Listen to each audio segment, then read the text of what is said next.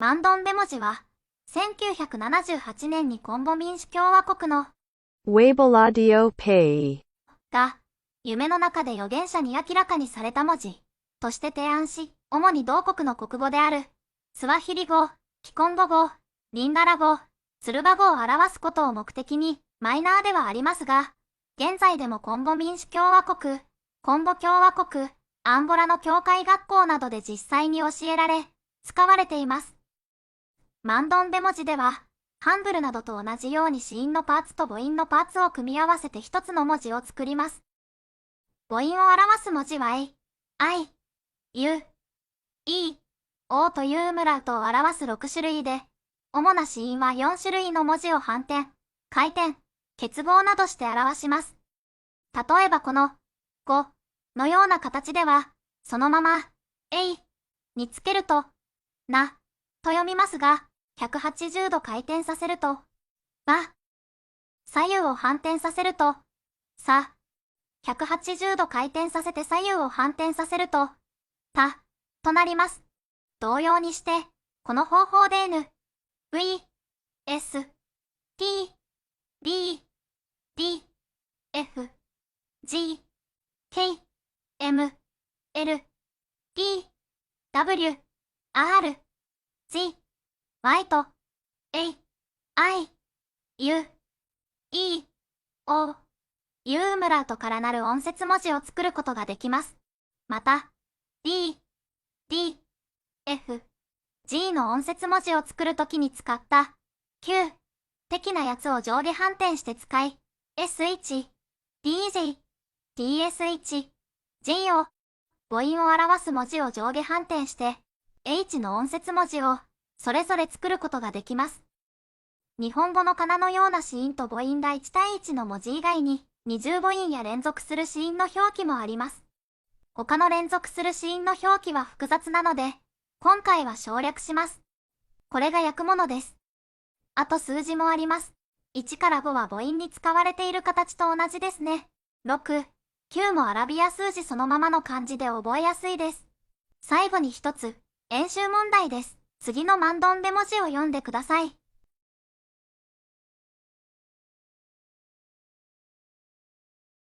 正解は、左から、ま、ど、べ、で、マンドンで、キコンゴ語で、黒いもの、を表していました。できましたか？以上でこの動画を終わります。ご視聴ありがとうございました。Caméra moko dernière génération zali vraiment très sophistiqué. Surtout que copie angwa wate depuis pour que tu n'as bino copie. Pour dire copie sans problème. Papa Maleo Nzao. Oza na responsabilité nini na niveau ya mandomo. Bona niveau ya mandomo nazali kwa mazai. Kwa mazai elingo lobani. Kwa mazai elingo lobete professeur ya mandomo. D'accord. Comment on a dit Salomon nazali surveillant mais mpona mandome naza nkondwenga Elingo lobani. nkondwenga elingo loba moto oyo ayekoli écriture niveau africaine. C'est bon. Papa yo ozali na ngai komona nga papa batonzi dadi nazali flutiste mongiste epi nazali mpe mkwa maza likola papa oti kolobanga donc nayekola deja nakoma nkondwenga nayekola lisusu bacour mpona kobima professeur ya zano ndenge na boye nakoki kolakisa mpe écriture niveau africaine. Bon, ngai kombo na ngai papa Lukeba Martin. Ngai nde nazali artiste nazali nkandwenga zepi. Donc nazali oyo ayekoli dijaki mbangula silisi. Bon, nazali nde na département ya atelier ya mandombe. Atelier oyo ezo kosala batable wana. Ye nde papa dadi nde lipasa na ngai oyo tozosala na ye mikolo nyonso butu moi. Na etumba oyo tozali kobunda mpona komatisa mandombe ekende liboso. Komona nga papa elo naza artiste peintre me nayaka koasiste moninga ndenge namonaka salaka mandombe. ozalaki mbongiste. nayaki mbangiste te me nayaka koasiste moninga nanga artiste ndenge asalaka mandombe. nakosesa yango na budget makambo mosusu kofournir batantie makambo nyonso.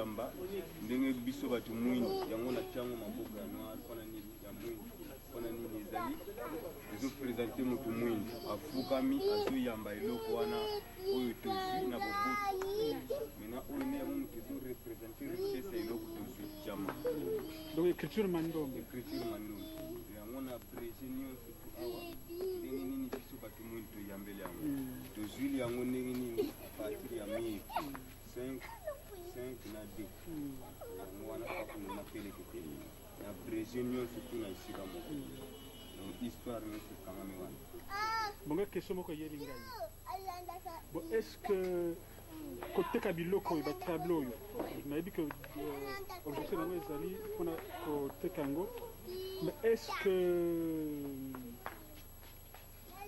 bino nyonso boli d'accord mpona koteka yango botuna bapapa bandimi mpe boteka yango est ce que ezalaki ndenge na ntango ya kala barichise na biso ale soki mokali na mboko mingi asombi amemi yango mpona poto ale ebungi est ce que bosolaki mpe na aspect wana oyo bon soki boteki esi bozala mpe na kopie ya eloko wana boteki mpona kozala yango na répertoire na bino tosala voilà juste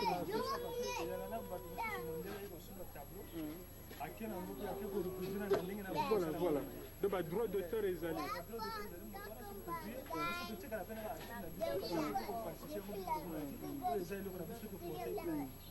donc depuis mboka na UNESCO tout cela badroit d'auteur ezali du point de vue ya batableau mpe oui, vous pouvez parler, oui. Oui, oui. Bon, ben donc nous sommes là dans le bureau du Centre d'écriture négro-africaine du Congo-Brazzaville. Enfin, un modeste bureau, vous le savez bien, qui nous a été gratuitement donné par l'Église.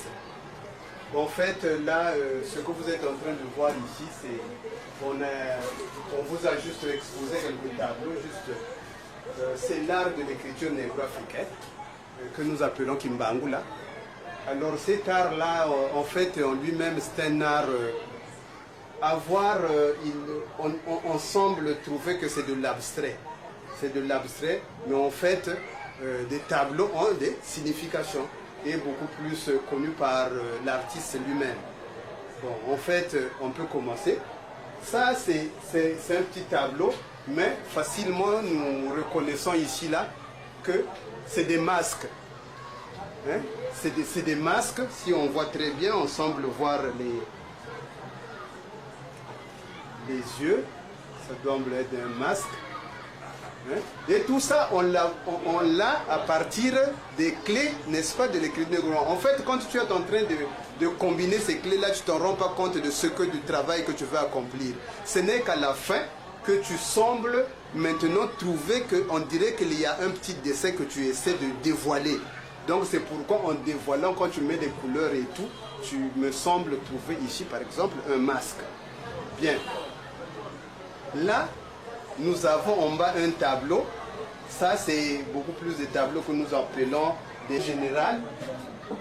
Tels que là.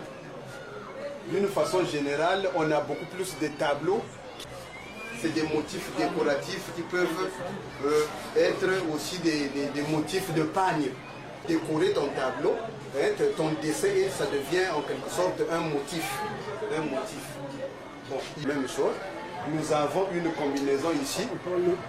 Celui écarter un peu pour bien ce qu'il a porté. Vers ici, c'est comme si c'est des mains, il est écarté ses mains, et ça c'est des jambes. Donc ça va. C'est bon. Ok. Tout ça, oui, c'est des tableaux. C'est des tableaux. Autres, en voyant le tableau, puisse aussi l'interpréter autrement. Oui. Parce que c'est ça, en fait, la richesse du Kimbangu. Les voyelles, donc les bissimba, ça ce sont les voilà, ça ce sont les bissimba, qui nous permettent avec les combinaisons pour avoir les sons qu'il faut. Et en les combinant comme ça donne aussi un motif comme un motif décoratif. Hein? Et ça semble sortir, ça sort du ciel, parce que le fond c'est un ciel. En fait, c'est pour montrer que l'écriture négro-africaine sort, n'est-ce pas, du ciel, parce que Papa Wabeladio, l'inventeur, nous avait expliqué qu'effectivement, qu'avant qu'il commence à enseigner cette écriture-là, il avait, n'est-ce pas, vu tous ces clés-là sortir. Donc c'est pourquoi aussi le tableau, c'est une inspiration un peu dans ce sens-là, pour montrer que tout ça c'est sort. Là, pareil, c'est des motifs. Pas à dévoiler exactement ce que tu retrouves, bon, mais tu te limites à colorer ton dessin et pour en sortir, n'est-ce pas, un motif décoratif de tout genre. Hein? Tout genre. C'est exactement ça. Bon, ça peut être... Ça montre un tapis. Voilà, c'est un motif de tapis. Et ce motif de tapis-là, nous l'avons appelé Ntambiza Sama. Ntambiza Sama parce que, en fait, après avoir conçu le tableau, on s'était rendu compte que le motif dégageait de temps en temps Pakundungu et Pelekete. C'est les trucs en bleu là que vous voyez. Pakundungu et Pelekete, Pakundungu et Pelekete. Et en fait, selon le motif, on s'était vite rendu compte que ça pouvait être un tapis.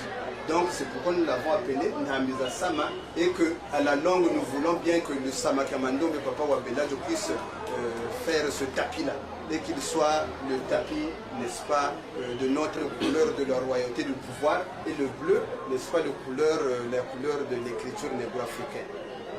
Tout ça.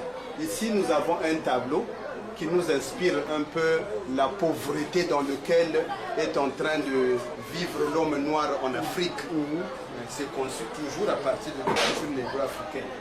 Donc en fait, en bas ici, nous avons l'Afrique. En bas, nous avons l'Afrique, voilà, où ressort, n'est-ce pas, des colombes qui sont des signes de pureté. Et au-dessus, nous avons, n'est-ce pas, un diamant, et sur lequel est assis deux personnages. En fait, voilà, en fait, c'est des noirs qui veulent, ça montre effectivement que c'est des gens qui sont assis sur une richesse. Même ces deux personnages-là ne s'entendent pas. Le fait de s'être déjà retourné le dos à dos, ils ne s'entendent pas. Ils se contentent juste à demander à l'extérieur. Donc ça, c'est la main levée en signe de mendiant. De mendier, on demande sans s'en rendre compte qu'on est assis sur. Là aussi, c'est comme je dis tout à l'heure, c'est un motif. C'est un motif qui est là et qui peut permettre, n'est-ce pas, à quelqu'un de faire ce qu'il en pense. Ça peut être un motif. C'est pareil. Thierry n'est pas là. C'est l'inventeur. Ouais, non, l'artiste, celui qui a fait, n'est pas là. Mais en fait, c'est comme je dis, ça permet à tous ceux qui regardent de se faire une idée, n'est-ce pas, de cet art-là de l'écriture négro-africaine. C'est le même texte. L'actif décoratif, on ressort un peu comme, comment on appelle la bête.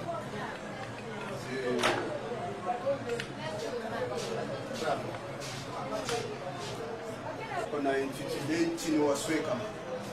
Tinu Aswekama parce qu'en fait ici c'est comme un personnage qui ressort dans ce tableau-là. Il est représenté par... Ça, ce sont les yeux. Ah oui, effectivement. La bouche. Voilà. Donc il faut bien regarder pour reconnaître qu'il y a un personnage ici. En fait, il y a un roi, il existe, mais quelque part il est caché. Il faut bien regarder pour interpréter le tableau, sinon que tu ne vois pas.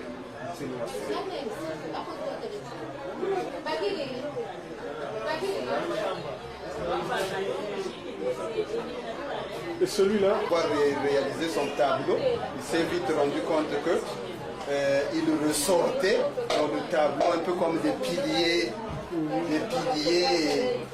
puisque là où on voit des murs, mais en fait c'est des poteaux, c'est des piliers qui sont soutenus par une espèce de chenal ou de fer.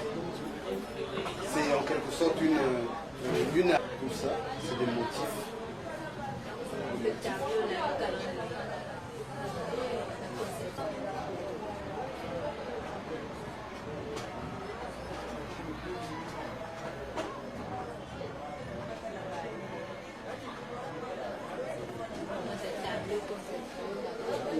nous avons ici aussi un autre tableau.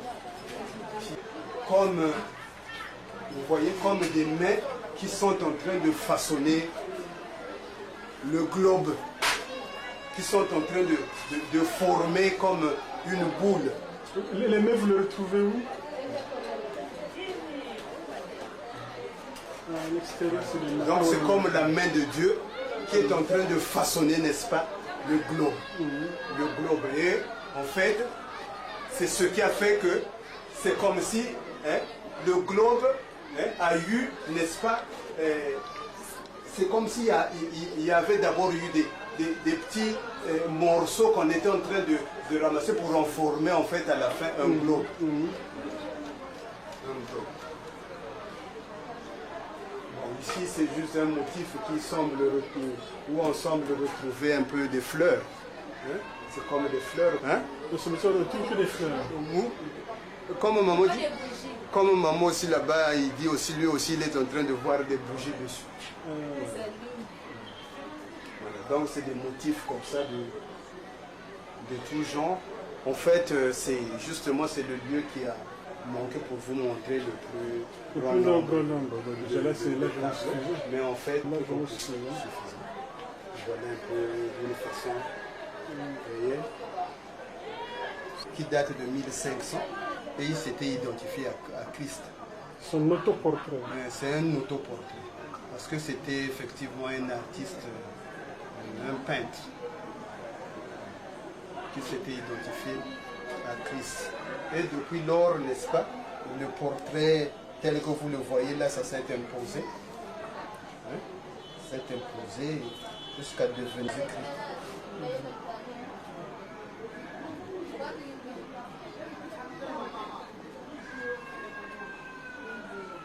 Il y a déjà un manuel que nous avons fait, en train de faire beaucoup de bruit, mais c'est un petit financement qui manque pour que le manuel puisse être, n'est-ce pas, mis à la disposition de tout le monde. Sinon, il est déjà presque fini. C'est un financement de combien? Bon, ben, pour l'instant, je crois que le financement, ça dépend du nombre d'exemplaires que vous voulez mettre dans le marché. Ben, pour l'instant, je ne sais pas si on peut d'abord aller à 500 ou 1000 exemplaires. Je ne sais pas, mais réellement, j'ai aucune idée. Mais c'est déjà un manuel. Voilà comment il se représente. Hein? Il est intitulé Le faux portrait de Jésus ou l'Antéchrist, une escroquerie millénaire. Dans ce petit document-là, donc, nous avons démontré qu'effectivement que le portrait actuel que nous avons de Jésus-Christ est un faux portrait. Et ce n'est autre que Albert Dürer. Et que aujourd'hui, les gens n'ont pas intérêt à les mettre dans des hôtels pour prier dessus ou pour, n'est-ce pas, l'adorer. Parce qu'en fait, ce n'est pas Jésus-Christ. Et aujourd'hui, nous sommes pour voir combien exactement ce qu'il nous faut. Ce que je disais que ça dépend du nombre d'exemplaires que nous pouvons mettre sur le marché. Mais tel qu'on le voit, c'est un marché qui aura une cinquantaine peut-être de pages, peut-être 80 ou peut-être 100. Parce qu'en fait ici c'est une maquette, mais ça sera réduit au format A3. A3. Donc bon, ben, on verra bien, mais jusque là, on est en train de rechercher, on demande à qui peut le faire. Bon, pour l'instant, nous sommes en train de le rechercher dans le milieu kimbanguiste parce que nous pensons que c'est le milieu le mieux intéressé par rapport à ce que nous sommes en train de vivre actuellement avec la déclaration de Papa Mfumambanza étant Jésus-Christ et tout. Je crois que ça nous a intéressés au premier plan. C'est pourquoi donc nous sommes encore dans le milieu kimbanguiste. Mais cela n'empêche pas que s'il y a quelqu'un d'autre qui peut être intéressé, nous voir ou nous contacter. En fait, nous sommes au centre, nous sommes les responsables du centre de Guinée négro-africaine. On peut nous contacter au 82. Ça, c'est le numéro de Brazzaville, bien sûr. Au téléphone, au 82 07 61. C'est ça 62, on ne sait pas. En fait, on peut aussi... Le numéro de maman Gisèle, c'est lequel? Ou on peut aussi nous prendre au 21 07, au 21 17 09. C'est le numéro de téléphone. Le numéro de téléphone. On peut aussi nous contacter là-bas. C'est un livre assez intéressant, hein, enfin, en Afrique. Oui. La boîte postale. Oui. Du centre, oui, c'est 12 078. 12 078. On peut aussi nous atteindre là-bas. Plateau de 15 ans. Plateau de 15 ans. Donc, c'est ça. Dernièrement, je crois on avait déjà posé sur ces choses-là et que nous sommes à votre disposition. S'il y a des questions, s'il y a des choses que vous voulez bien savoir, en dehors de ce que nous vous avons dit, nous sommes... Vous avez déjà trouvé un éditeur? Bon, en fait, l'éditeur, on peut dire oui parce que le test est en fait déjà saisi. Hein? Ça y est déjà dans un appareil, dans un PC. Donc il y a déjà un éditeur qui est là, qui peut, n'est-ce pas, en sortir les ouvrages. Est-ce que vous avez fait un devis? Bon, ben en fait, le défi, c'est ce que je suis en train de dire. Hein. C'est quelqu'un qui était en train de tourner autour de 350 000 francs CFA pour nous sortir au moins une centaine d'exemplaires. Une centaine ça peut être réédité. Voilà, prochainement peut-être. Voilà. Il était en train de nous parler de 350 000 francs qu'il pouvait nous sortir une centaine d'exemplaires. On verra bien, on verra bien. Bon, c'est une personne de bonne volonté, elle pourra vous contacter, pour vous lui donner le nom et l'adresse de la personne à qui il faut adresser les sous. C'est ce que vous voulez, oui, bien sûr, mais l'adresse réellement. Attendez. Je dis au moment venu, hein? Oui, au moment venu, bien sûr. Ça peut ne pas être aujourd'hui, mais c'est au moment venu. C'est ça. On peut vous contacter. Oui, monsieur Wungula Marie-André, c'est lui qui en est l'éditeur, qui a déjà ce travail-là dans son PC, et que s'il peut, n'est-ce pas, aujourd'hui, être capable d'en sortir les ouvrages. Donc, on peut l'obtenir.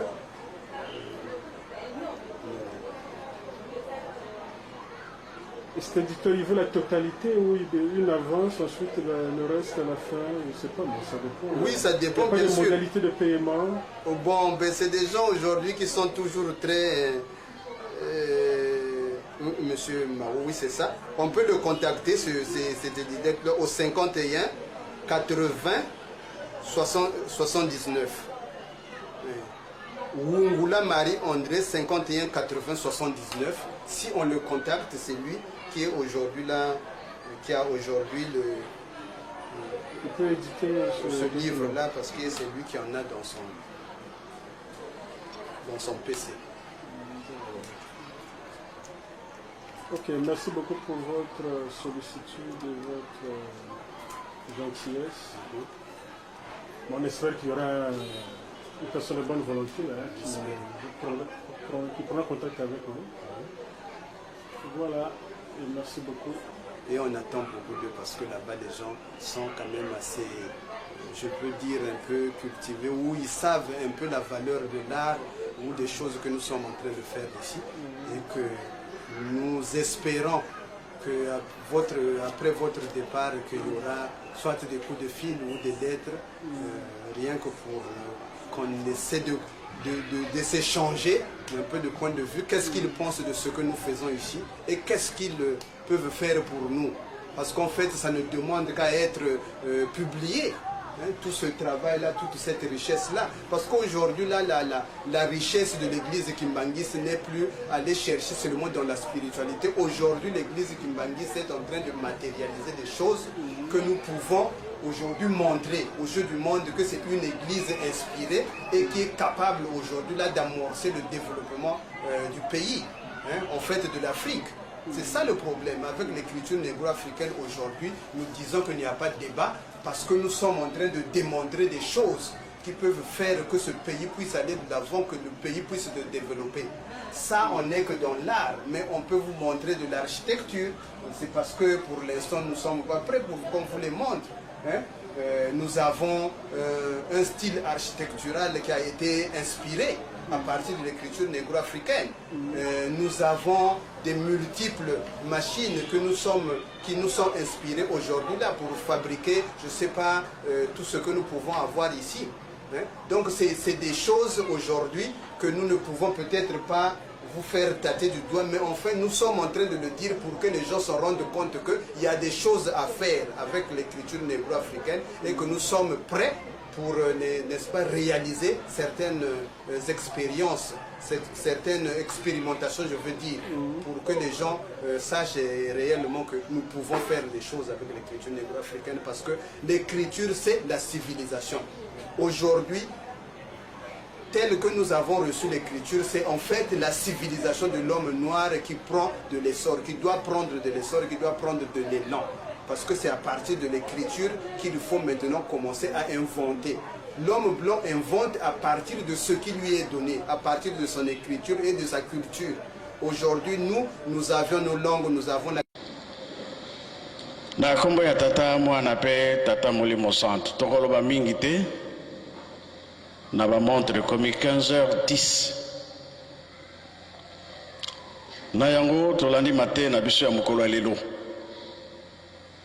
tata pasteur atei biso abandelaki na nzembo ya bayuda ake na mibeko pe mama likambo ya matin na biso tokende nango tobomba pe tosalela yango na yango esengo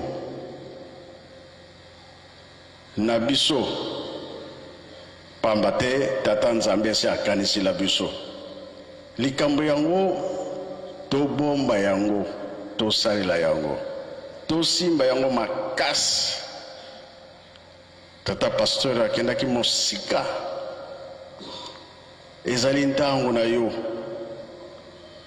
kosepele kozala soki tobateli me soki tobateli te pasi eye pamba te koya ya tata Simon Kimbangu na mokili batunaka ye nani atindi yo na mosala oyo ozali kosala ye mpe alobi nkolo Yesu moto atindi ngai nazosala mosala na nkombo ya nkolo Yesu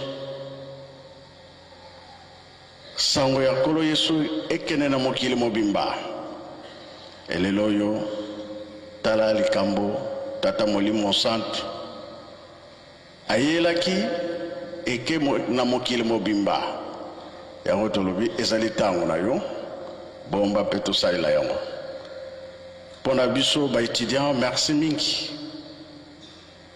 c'est vrai na 60 ezalaki passe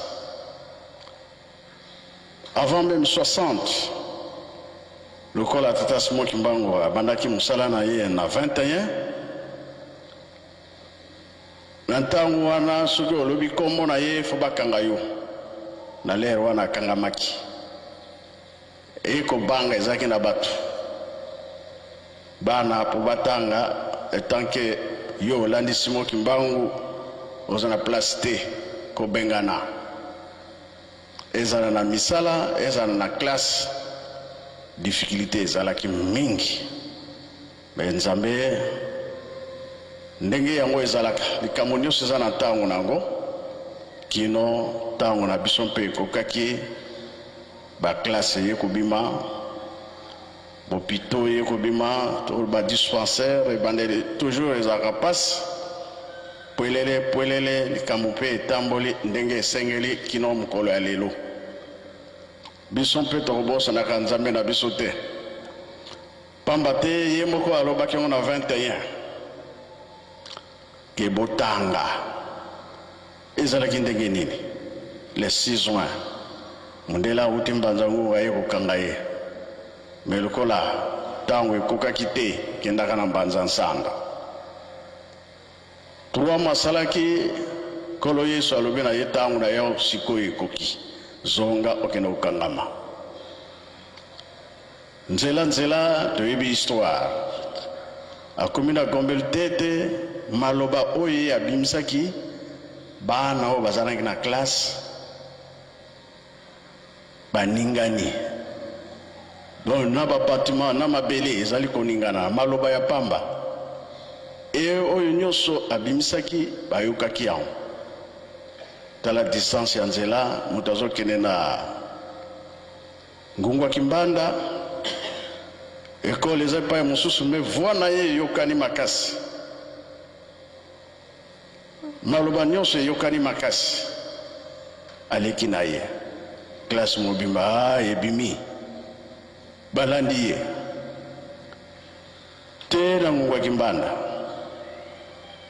batala bana baye asololi na bana alobi bana bozonga bokende kotanga alobi te biso tokokende lisusu te abondeli bango bana babimi bata na likolo okave moni yo papa oza kobenga na biso me tala makambo nane ekomami na likolo batala okave okaka na nzambe ovangama oyo akanaki kosala ekosalama bongo bana balobi bon likambo te lokola yo olobi biso tokei mpe elobamaki ke mokili oyo biso moko tokotamusa bokozala motu monene tala likambo ezalaki nini maloba mpo nzambe liboso maloba profesi ekoya apres makambo nde emonana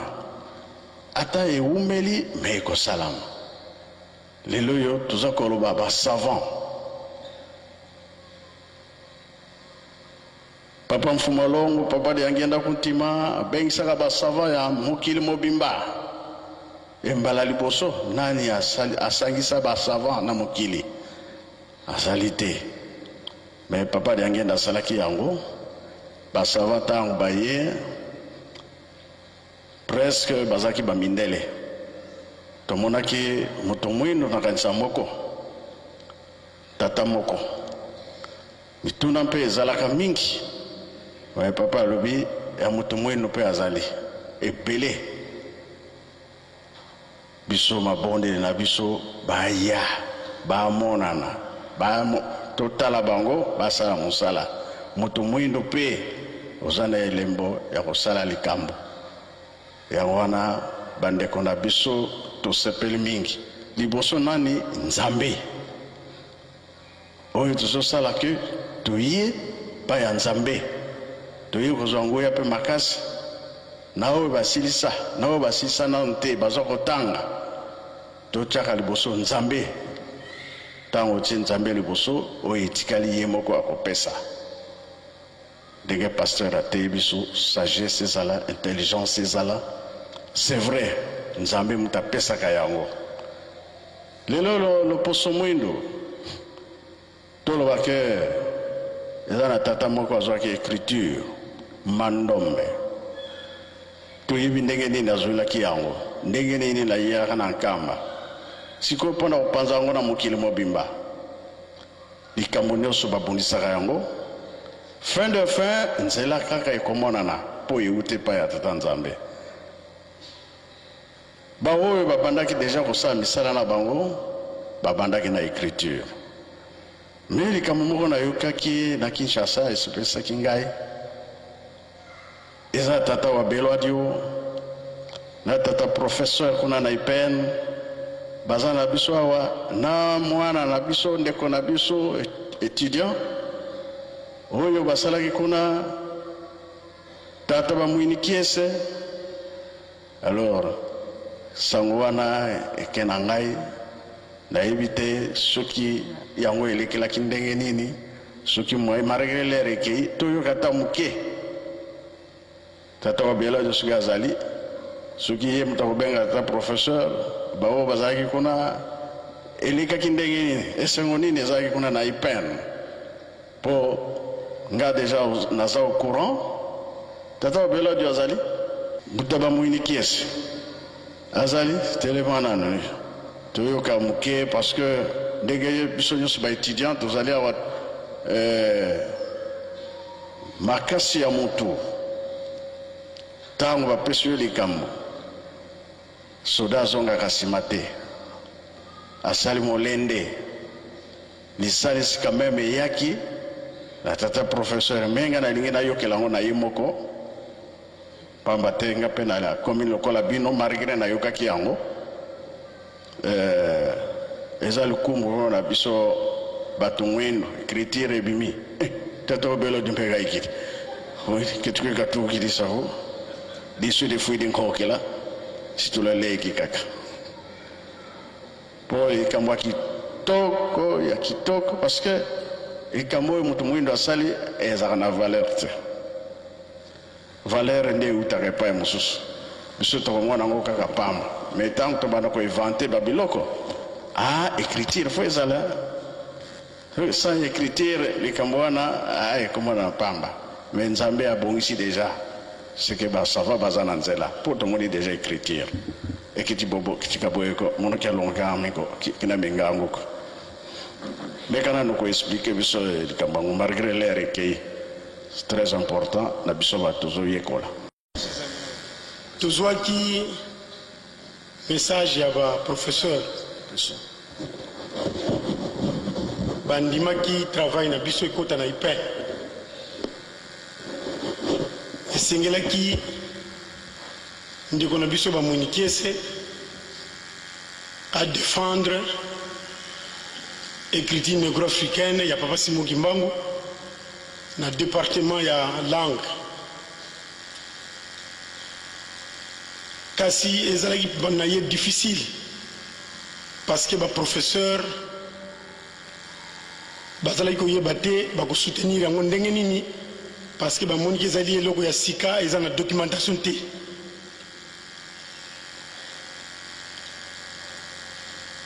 amekaki kobunda baprofesseur mosusu baboyaki kaka balobi ekoki kozala soutenir na université na faculté na biso te pamba te documentation ezali te bayebisi ye achanger sujet ntango asali ndenge wana aye koyebisa ngai nga nalobi na ye meka kotrouve baprofesseur mosusu oexplike bango nani akoko ndima asalisa biso mpo travail na biso ekota kuna parce que soki ekoti mingi bakodécouvrir papa Simon Kimbangu à travers écriture oyo monene na ye akendeki lisusu akendeki kotrouve professeur oyo baye na ye ntango explike malgré baprofesseur mosusu bazalaki koboya mais oyo baye na ye alobi bon likambo te ngai nakomeka kosoutenir yango na kotala soki ekozala ndenge nini mais bana nanu koprépare travail yango de temps en temps bandaki koya epa na ngai mpona kopesa ye baréponse na baquestion aza kopose ngai si la révélation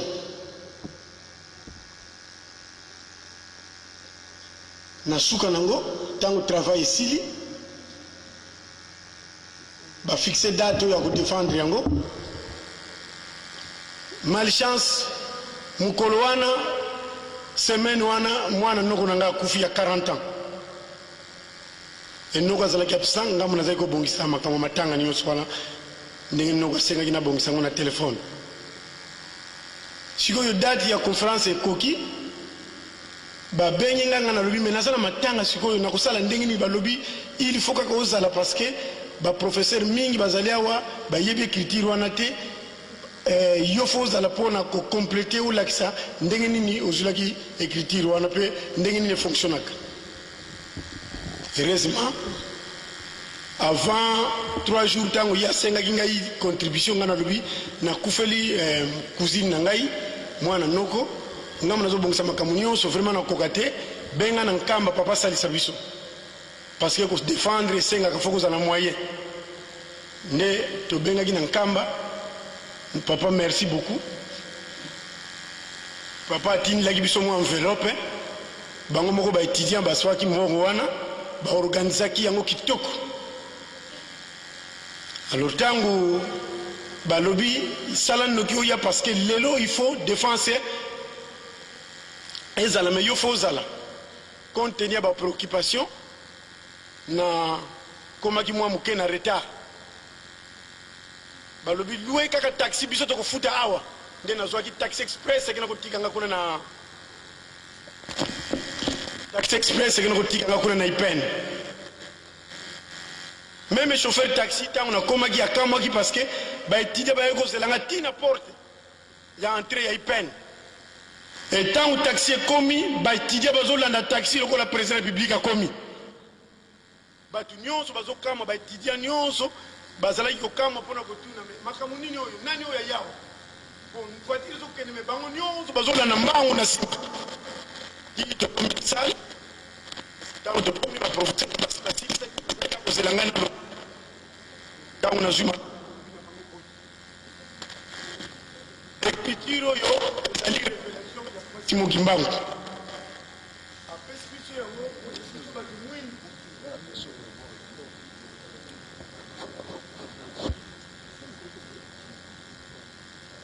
Apesi biso yango pote biso batu mwindu tozala na base na biso ya développement et pas itoko suila ba connaissance nyonso oyo tokosalela biloko ya ndenge na ndenge. Na pesi bango ndakisanga na lobi lokola tozali na faculté de lettres bino awa boza ko étudier ba langue mais ngai nazwaki révélation moko ke ba langue na biso ya Kikongo langue na biso Kikongo ezali langue moko scientifique mabomba mieza na kati nazwaki yango na révélation papa Simo Kimbangu mutaye ko lakisa ngai ayebisi ngai tala na kati ba langue na biso okomona mabomba mieza kuna. Mais ezali ba mabomba moko scientifique na base écriture négro-africaine okoyebela yango nde bana nazwaka révélation wana na bana ko étudier kaka ba langue na biso Kikongo naza ko étudier langue na biso Kikongo Kintandu Kindibu Kiyombe naza ko étudier et tina ko découvrir que ya solo za ba langue scientifique nazolo bango na kombo ya Nzambe papa Simo Kimbangu mutaye ko yebisanga ke mabomba meza na ba langue na biso liyekola yango mais ayebisaki ngai teke eza na langue boyi kaka lobaki na balangue na biso banda ko yekola yango na bandi ko yekola ndena yebisaki ba professeur tala mabomba meza na balangue na bino na la langue na biso bino moza na département de langue mais mabomba mi wana mingi boyebi yango te na lakisi bango na lobi na komi ngabi na yebisi bango ngabi écriture mando meza ba principe mibale principe de miroir na principe optique mais tango na zui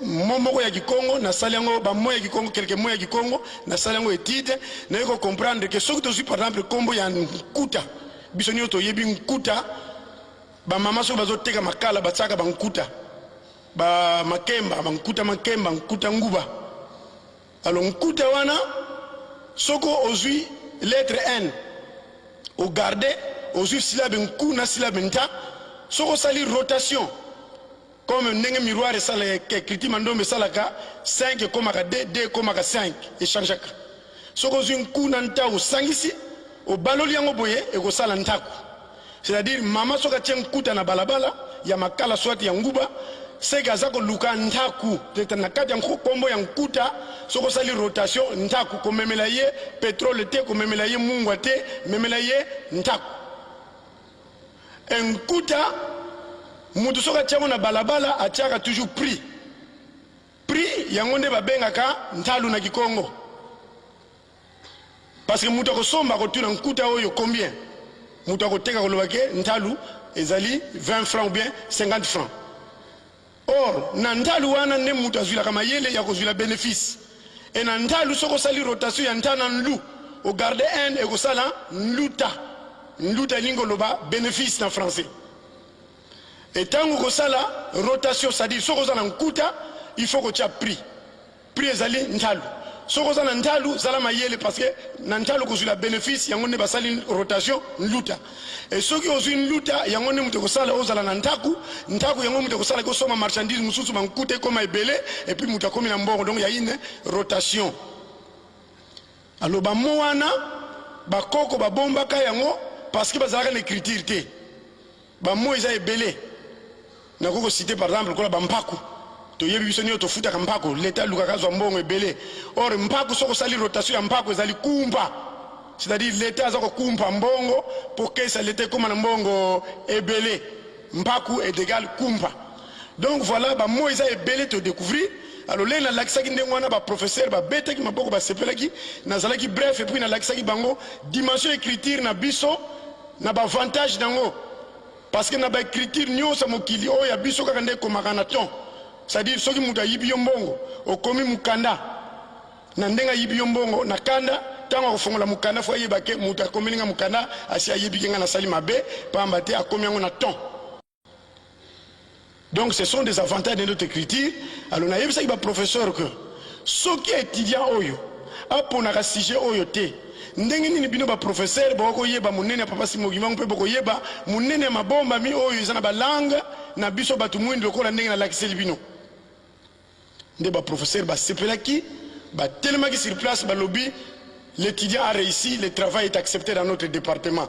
Bravo et betami. Tu yambani wana nde tu connais comme la moi ba koka voilà ndenge lekelaki professeur merci beaucoup parce que notre souci que le monde entier découvre Papa Simogimbangu, les actes de puissance de Papa Simogimbangu, parce que l'homme noir demeure un rebut de l'humanité par manque de connaissances, alors que les connaissances viennent de Dieu. Et Dieu, c'est Papa Simogimbangu qui s'est fait homme pour nous révéler les choses cachées que nous les Noirs, nous ne savons pas découvrir. Et comme nous avons notre Dieu, Papa Simogimbangu, nous qui avons compris, nous avons essayé de mettre notre sagesse pour que Papa Simogimbangu puisse demeurer avec nous en nous révélant les bonnes choses. Et c'est ces choses-là qui vont faire de nous de véritables partenaires du monde. Et nous l'avons déjà démontré à travers le monde. Et le travail de cet étudiant, nous souhaitons vraiment que vous puissiez bien l'encadrer et faire en sorte que de votre côté aussi vous puissiez organiser des conférences sur cette écriture à partir de ce travail, afin que les autres étudiants de différentes universités découvrent la grandeur de Papa Simogimbangu à travers ce travail que l'étudiant Bamouinike a réalisé. Merci beaucoup, professeur.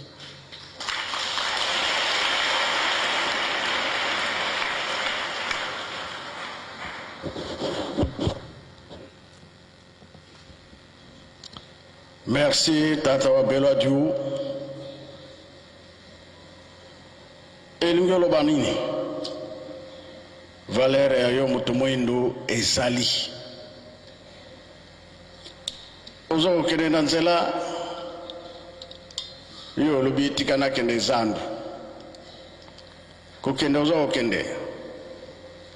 Eloko nini kolakisa ke zandu ikomi pembeni matiti ya koko. Obadio mona yango lubike zandu ya wana tikali muke mona yango biso mpe lokola batu mutu mwindu to sala makasi na mabondeli etikali muke ndenge na lobaki ebandeli ezaki maloba après likambo yo kumonana ata ewumeli meko salama tozangi eloko te nyonso toza nango pembeni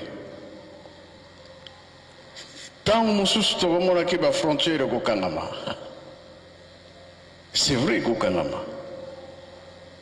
esikoyo biso tosalaka eloko moko te trafic soki ezali te moyen kovivre ezali te mais moyen ezali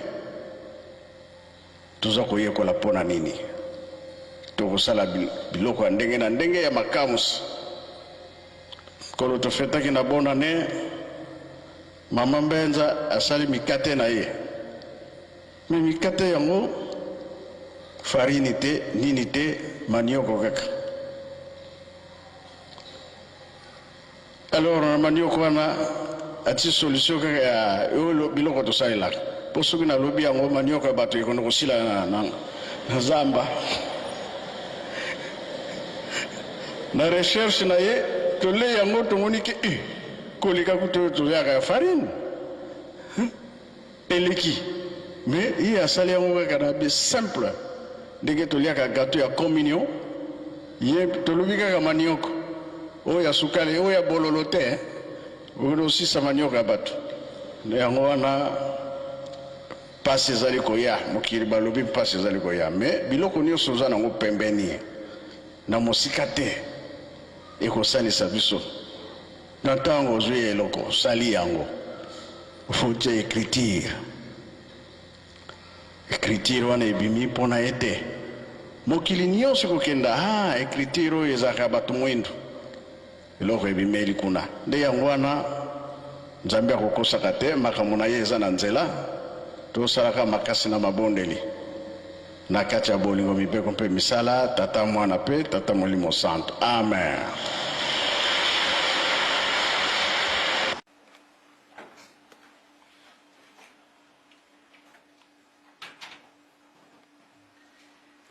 Senga na bino, excusez-moi, ok? Puis je dis aux autres termes.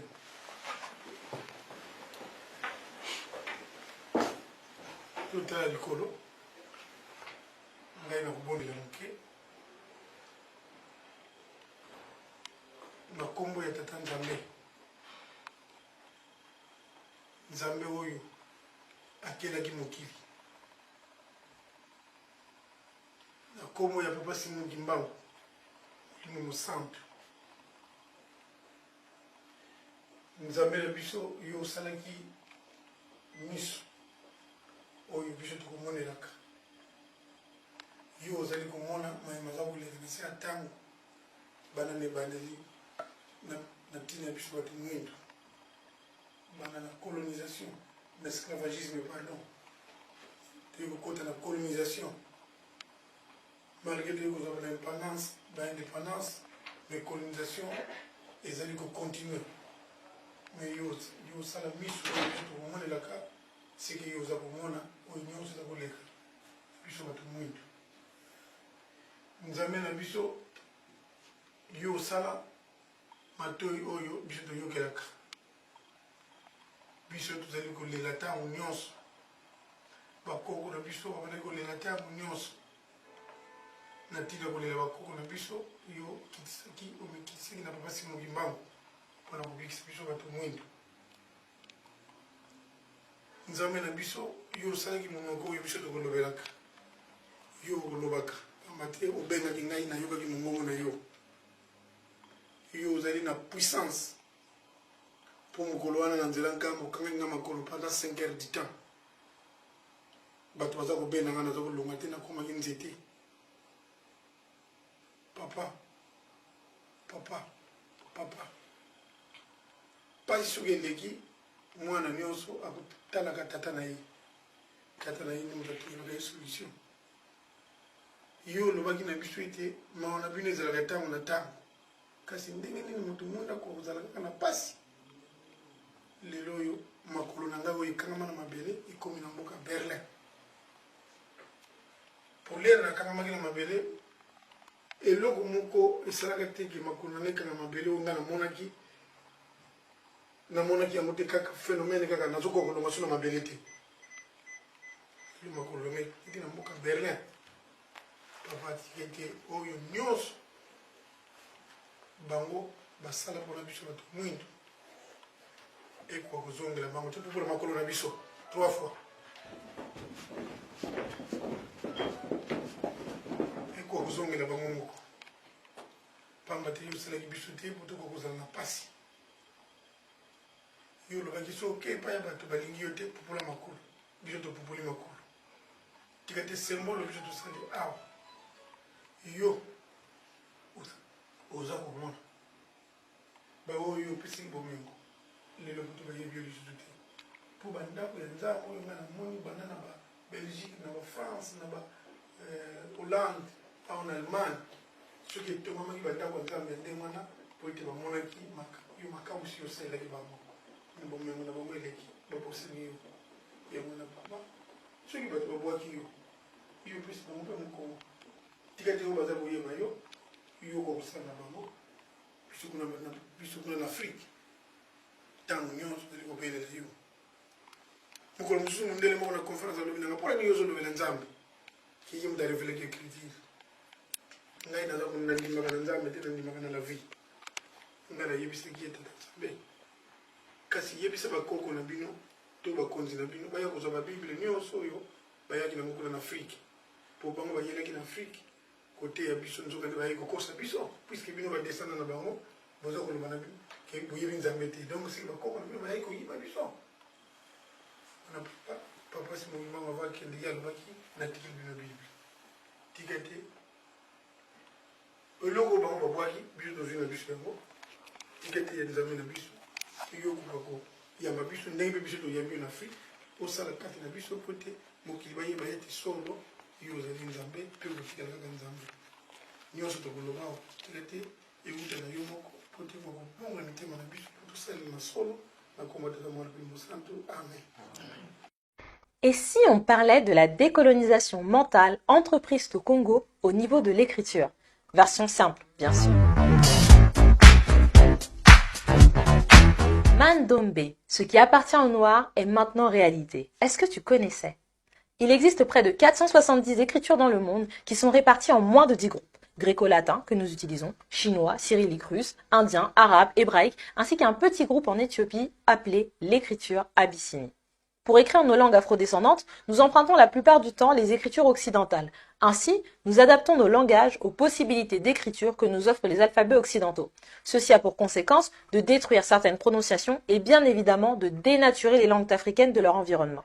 Petit exemple simple, l'ethnie Bakongo. En suivant l'écriture gréco-latine, cela s'écrit Bas-Congo, en référence à leur localisation sud. Ainsi, il s'agit des gens de la région sud des deux Congos. Cependant, en langue kikongo, Bas-Congo signifie plutôt les Congos, sans définir une partie géographique. Il faut savoir que sans emprunt linguistique et graphique, il n'y a plus de colonisation ni de néocolonisation linguistique. Et ça, c'est ce qu'avait compris le professeur Bakongo, David Wabeladio Pai, en 1978.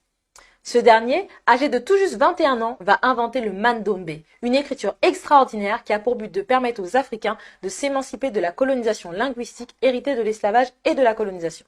Il faut savoir que la colonisation passe aussi par l'écriture, et le Mandombe a pour objectif de faire sortir les Africains de cette colonisation mentale. Le professeur David Wabeladio Pai reçoit la révélation de cette écriture par l'esprit du prophète Simon Kimbangu, mort 27 ans plus tôt, qui le visitait dans ses rêves. Ainsi, les parents de David étant de fervents catholiques penseront que leur fils touche au fétiche. Simon Kimbangu était un grand prophète au Congo, dit RDC aujourd'hui, qui lutta toute sa vie contre l'oppression et la colonisation occidentale. Il fera près de 30 ans de prison et il décédera en 1951. Dans ses visites, le prophète Simon Kimbangu aurait dit à David Wabeladio qu'il allait lui confier une mission pour la race noire. L'objectif étant la décolonisation des langues nationales qui rendrait définitivement les Noirs indépendants. Mandombe est une expression kikongo qui signifie ce qui appartient aux Noirs est maintenant réalité. Le Mandombe est l'une des écritures africaines les plus étudiées et les plus connues en Afrique centrale, utilisée pour transcrire plusieurs langues bantoues comme le lingala, le swahili, le chiluba et le kikongo. Elle est enseignée dans les écoles primaires, secondaires et supérieures en Afrique. Actuellement, l'Académie du Mandombe travaille à la transcription d'autres langues d'Afrique subsaharienne.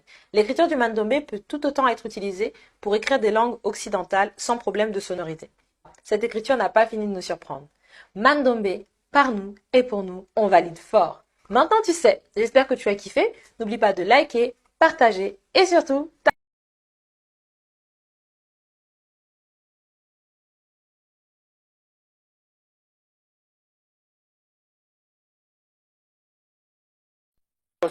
fete yango ya monene makasi fete eleki makasi mona deprese te fete ya 12 octobre mona deprese te soki ezalaki après le 12 mai ça va toza na biso bien